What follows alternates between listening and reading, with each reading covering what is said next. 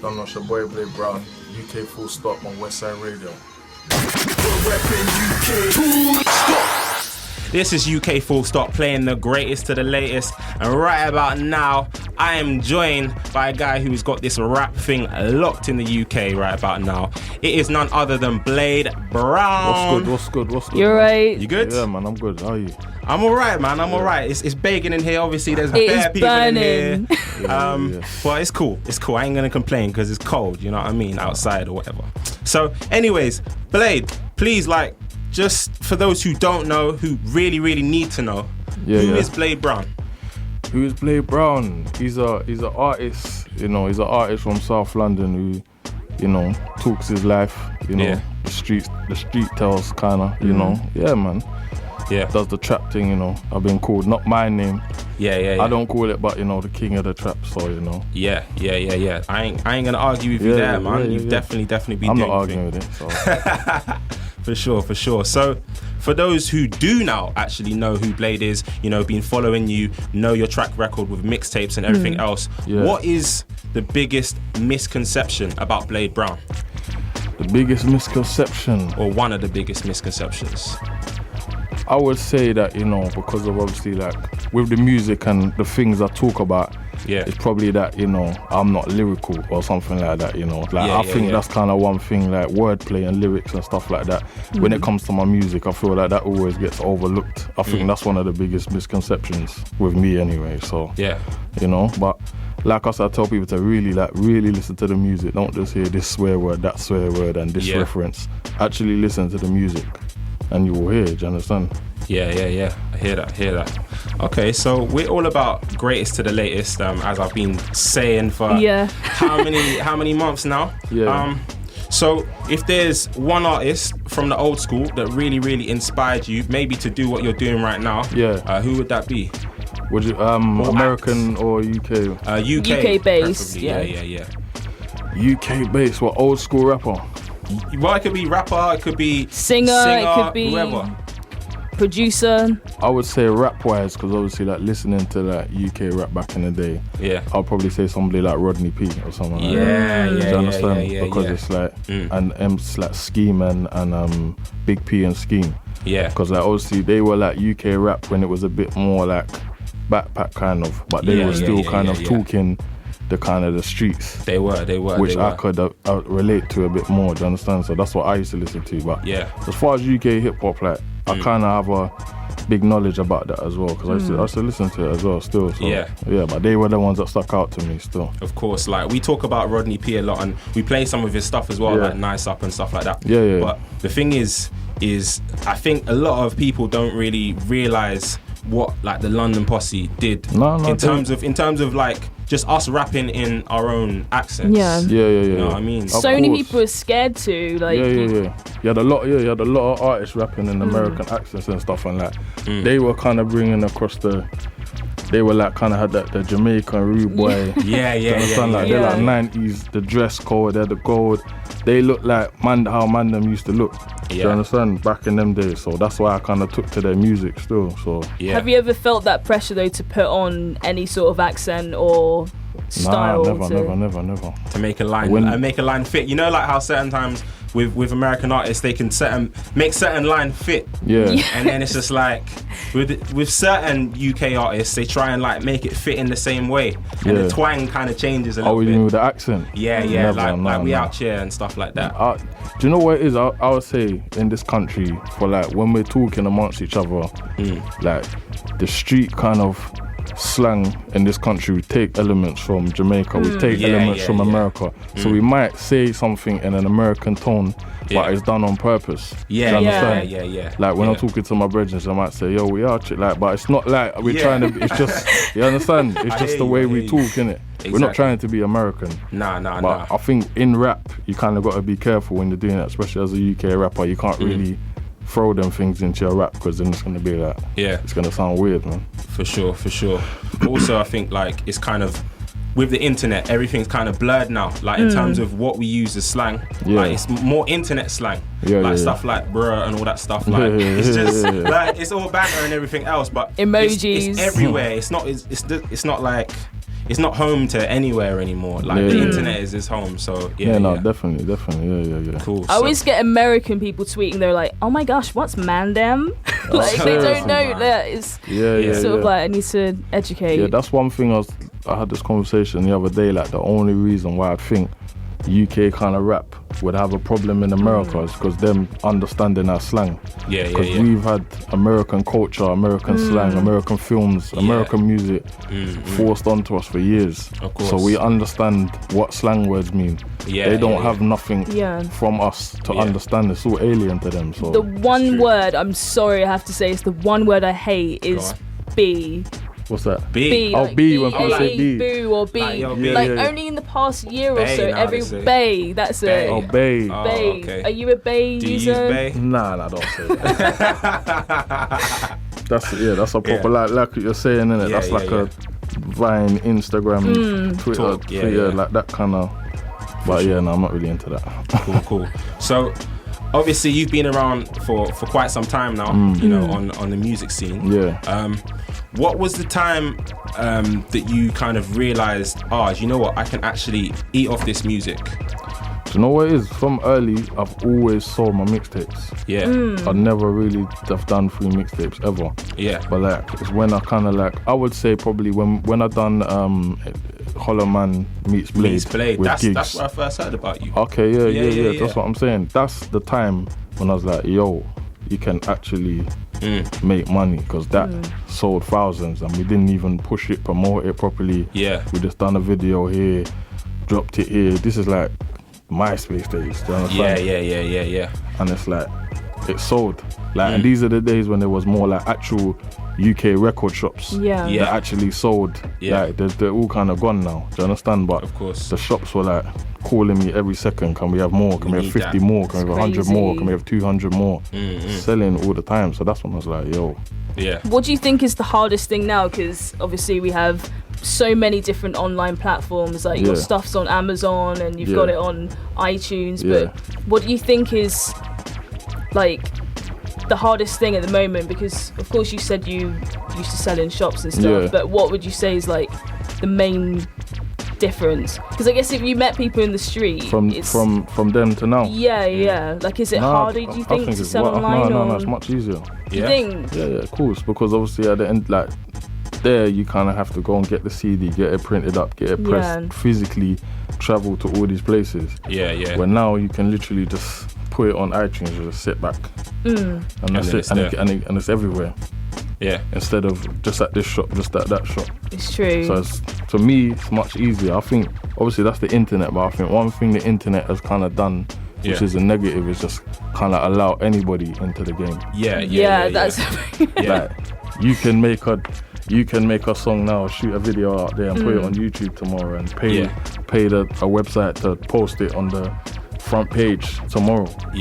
So it's like, it's kind of, there needs to be a bit more quality control. So it's easier. It's a good and a bad thing, innit? But you know, it's the times that we're in, innit? I hear that. So you're self-proclaimed, and a lot of people would say, you know, king of the trap. Yeah. So obviously with trap, you know, comes the road and everything else, right? Yeah. So coming from the ends, I'm not really going to talk too much about the actual roads, because of course, that's not what we do. You don't do them things. But like, what is it with you know, with rappers right now that are, you know, spitting bars and maybe kind of lying in certain bars and lines? Like, how do you kind of, where is the line? You know, where's the line? In your opinion, where is the line in terms of keeping it trill and just there's an obvious line, in it, when you're just talking about things you're not doing. Yeah. Do you always need to exaggerate though? But then you have certain acts like where they have the budget, they have the backing, and then you almost believe them because they create a persona. But then, you know, they haven't necessarily put in that work. They haven't you know, been out there doing certain things. But how do you, in this day and age, differentiate?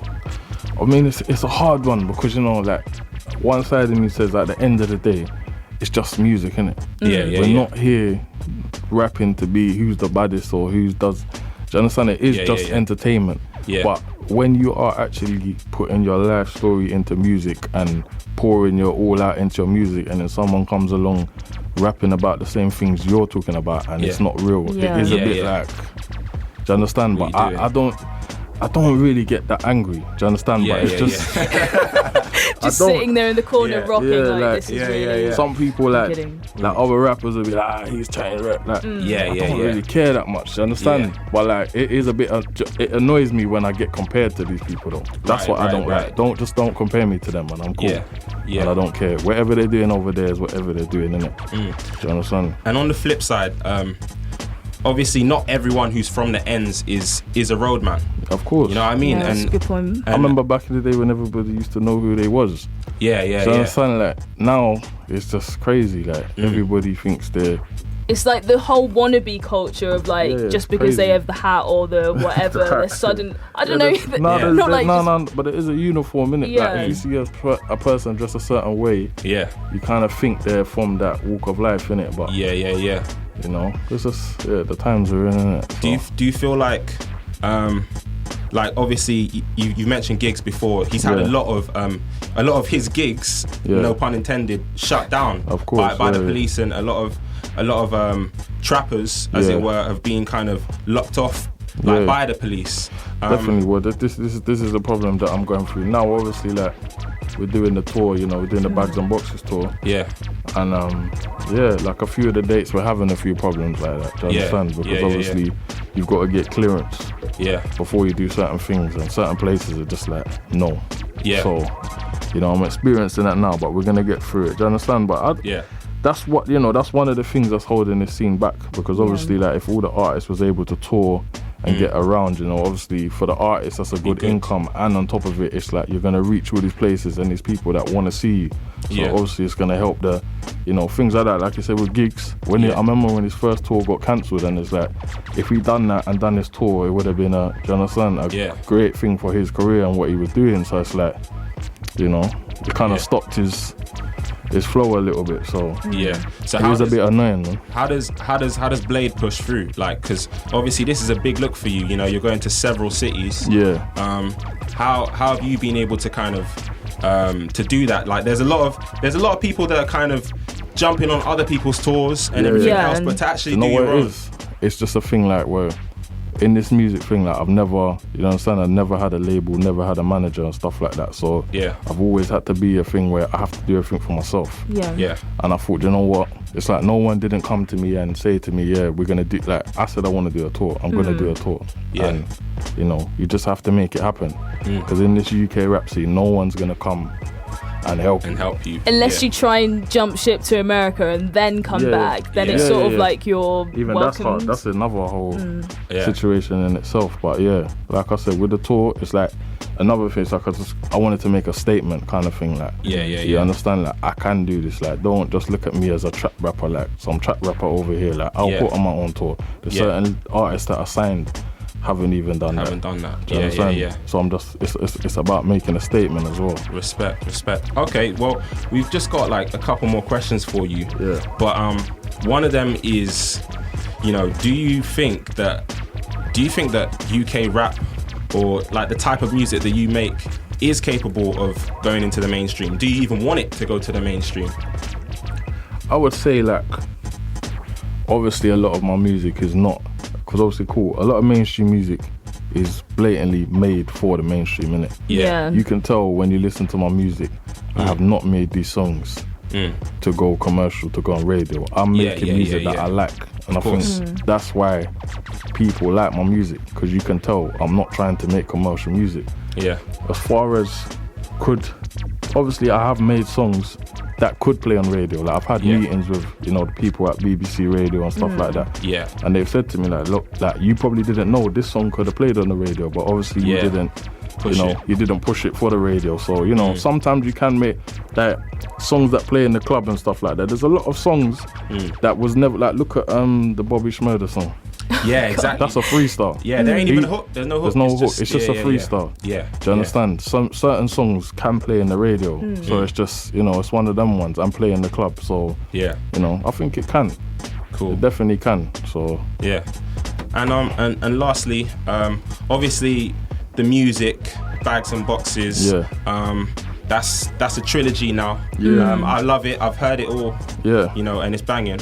But you've also kind of turned it into a brand. Like I see right now you're wearing, you know, BXB London. I love that, honestly. Okay, so that's the thing you're kind of kicking off real soon. You're gonna do that with the tour and the merch. Yeah, definitely. There's gonna be merch on the tour. Like, with like the BXB clothing, like I had like tops before that actually said bags and boxes on it. You understand? And it was like, I felt like that was a bit too in your face. To walk around with a t-shirt saying that bags and boxes. Yeah, it's a bit much. So obviously, kind of wanted to tone it down, make it look a bit more classy. And obviously, like, I'm into clothes and stuff and fashion. So it's like this is kind of a thing that I kind of, you know, I'm interested in anyway. So yeah, man, it's gonna be released real soon. So big moves, man. I was pre-ing Instagram and you were like in Dubai and stuff like that.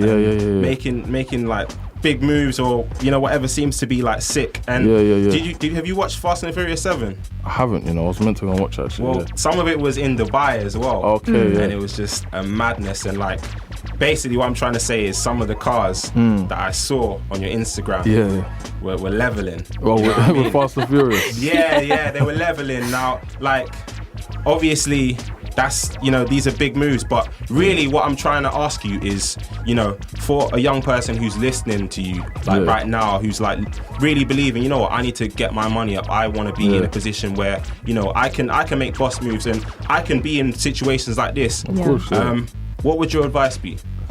My advice would be like, obviously just find what you're good at, find what you're interested in, you know. Obviously everybody's got different talents, different skills, you know, and obviously like I think when it comes to like making money, you're never really gonna go 100% if you're not doing something you don't like. And even on my Instagram, I've been like putting up little quotes and tips and stuff like that about, you know, dealing with money and handling money and stuff like that. So I would just say like, you know, you've got to be prepared to work as well, you know, and make sacrifices. You know, everybody just wants to have fun all the time. Life's not fun. Do you understand? You have to have periods of time where you just lock yourself off. You go into a zone and you just work. Do you understand? And you have to be prepared to do that. One last thing that I really respected. I can't really remember the bar and how you structured it, but you're basically saying something about, you know, not necessarily rocking like the biggest ice because you know, like big men don't necessarily do that. Real businessmen don't necessarily have to do that. Of course. And I've noticed now, like obviously you got your watch, you got your timepiece. You need to know what the time is. But you know, I'm not really. You haven't got all the chains. No. I think the line was just like people ask why I don't wear a gold chain. The richest people around me looking so plain. You understand? And it's just like I think a lot of the time people wear jewelry and try to overdo it sometimes just to compensate for the fact that they actually haven't got money to make themselves feel better or to you know, put the perception out that they have got money. And it's like a quote I've seen, people would rather look like they've got money than have money. Do you understand? And that's just crazy. That's crazy to me. But where do you get your drive from? Because I know you talked about there's a time and a season for everything, but where do you find that thing that pushes you every day, even if something hard has happened? You know what it is? I just think it's one of them things. You got to remember, not everybody is supposed to be, you know, a boss. Not everybody's supposed to be, you know, understand? Some people, it's either in you or not. But I think some people just kind of, they get too complacent with their life and the position they're in. And just kind of plod along, where you kind of just got to step back a minute, look at what you're doing and just think, nah, do you know what, I need to change this. And like I said, you've got to be able to get into that zone. It's all about those, like, that security though. So what would you say, as an entrepreneur yourself, what would you say has been your biggest risk? Biggest risk? Good question. I would just say everything that I do like is a risk. Do you understand? But when it comes to everything, music, business, whatever. Because, you know, it's like in life, it's just a simple rule. High risk, high rewards, low risk, low rewards. Do you understand? That's it. Cool. And it's just as simple as that. So that's how I look at things. Well, with that being said, it's been a real pleasure. I know you're not going anywhere just yet. We've got a lot in store. We've still got a lot in store. You're going to love it. Left, but we got a few more things for you. Okay. This is UK Full Stop, playing the greatest to the latest in UK urban culture. Thursdays, 10 p.m. to midnight on West Side Radio.